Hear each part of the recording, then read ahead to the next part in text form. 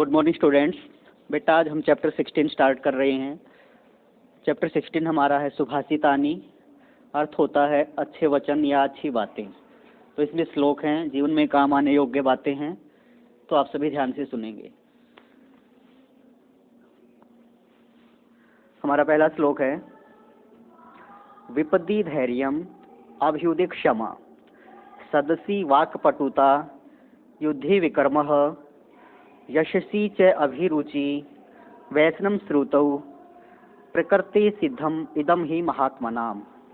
अर्थात विपत्ति में तो धैर्य, अभ्युदय क्षमा, जब वो प्रगति कर रहे होते हैं तो उस समय क्षमा करने का गुण, सदसी वाक्पटुता, सदसी होता सभा में, वाक्पटुता होता है बोलने की चतुराई। मतलब कोई सभा है तो वहाँ पे बोलने की चतुराई कि कितनी चतुरता से वहाँ बोल सके।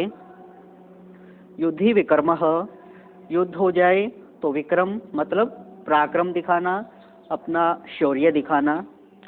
यशसी च अभिरुचि, और यश में अभिरुचि मतलब इंटरेस्ट या रुचि, कि अपना नाम कैसे हो, हम कौन से ऐसे अच्छे काम करें जिससे हमारा नाम हो, ऐसी रुचि।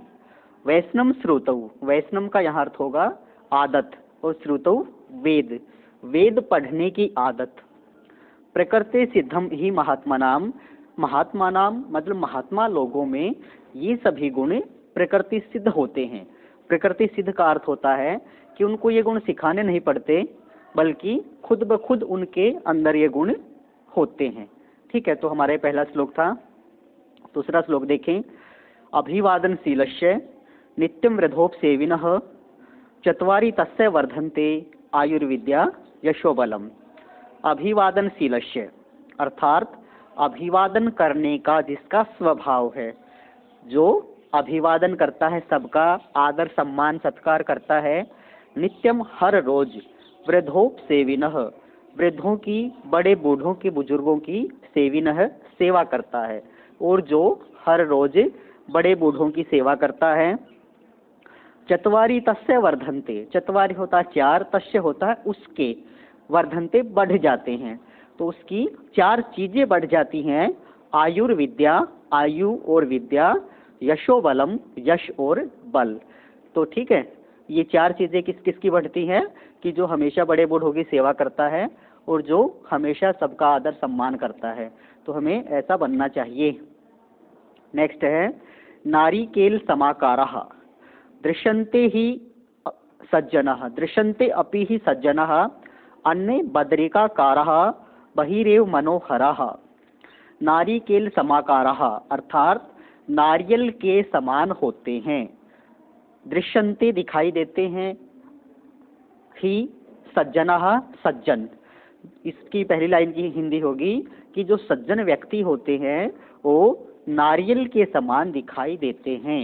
अर्थात जैसे नारियल बाहर से कठोर होता है, अंदर से कोमल होता है, तो ऐसे सज्जन व्यक्ति बाहर से तो कठोर दिखाई देते हैं लेकिन उनका हृदय बहुत अच्छा होता है, तो सज्जन व्यक्ति नारियल के समान दिखाई देते हैं। दूसरी लाइन में कहा, अन्य, अन्य मतलब जो अन्य बच गए, बद्रिकाकारः, बद्रिकाकारः होता बेर की तरह, जैसे बेर होता है उसकी तरह, बहिरेव मनोहरः बाहर से ही मनोहर होते हैं।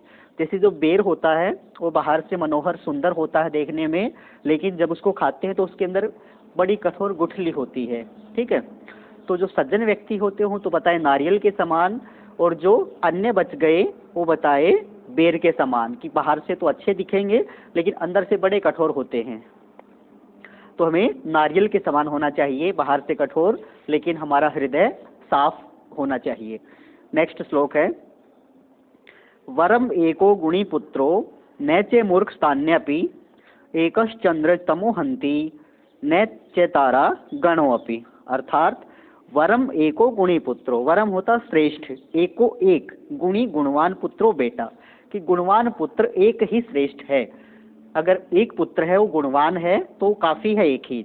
न चे मूर्ख स्थान्यपि, बदले में 100 मूर्ख पुत्रों के, कि 100 मूर्ख पुत्रों से तो एक गुणवान पुत्र श्रेष्ठ होता है।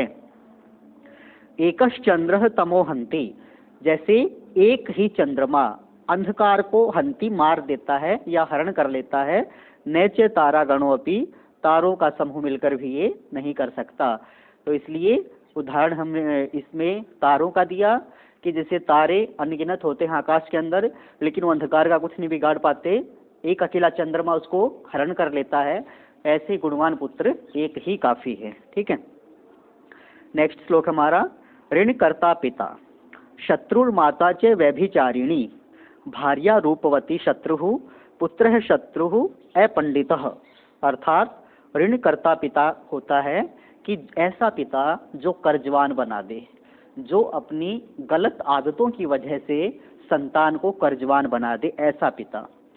शत्रु माता च व्यभिचारिणी, शत्रु है मतलब क्या है कि ऐसा पिता जो संतान को अपनी बुरी आदतों से कर्जवान बना दे, वह पिता शत्रु होता है।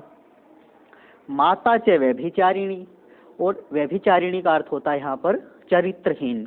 चरित्रहीन माता अपनी संतान के शत्रु होती है।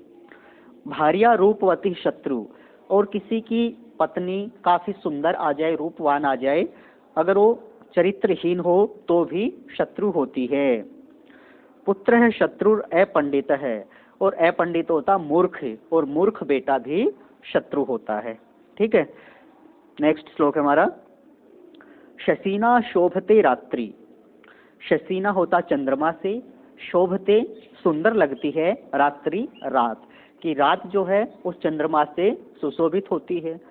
सृष्टि ही सूर्येण शोभते, और जो सृष्टि मतलब संसार, सूर्येण सूर्य से शोभते सुंदर लगता है, संसार सूर्य से सुंदर लगता है। सत्येन शोभते वाणी, और जो हमारी वाणी है वो सत्य से सुंदर लगती है। सदाचारेण जीवनम, और अच्छे आचरण से हमारा जीवन सुंदर लगता है। नेक्स्ट श्लोक हमारा, निंदन्तु नीति निपुणः यदि वास्तुवन्तु, निंदन्तु होता है बुराई करें, नीति निपुणः नीति में निपुण व्यक्ति, या तो किसी उनकी कोई बुराई करे, यदि वास्तुवन्तु या उनकी कोई बड़ाई करे। स्तुवन्तु प्रार्थना होती है वैसे, तो यहाँ पे हो जाएगी बड़ाई, कि नीति में निपुण व्यक्तियों की या तो कोई बुराई करे या कोई उनकी बड़ाई करे। लक्ष्मी समाविशतु गच्छतु वा यथेष्टम, लक्ष्मी समाविशतु उनके पास लक्ष्मी आ जाए, गच्छतु वा यथेष्टम या अपनी इच्छा से वो चली जाए। लक्ष्मी मतलब धन दौलत उनके पास आ जाए या वो चला जाए।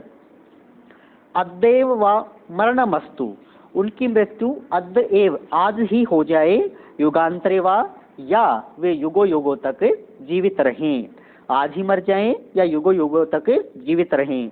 न्यायात पथः प्रविचलन्ति पदम न धीरा, लेकिन धैर्यवान मनुष्य न्याय के मार्ग से कभी विचलित नहीं होते। तो आज हमने श्लोक पढ़े, आप इसको अच्छे से समझेंगे तो आज के लिए इतना ही।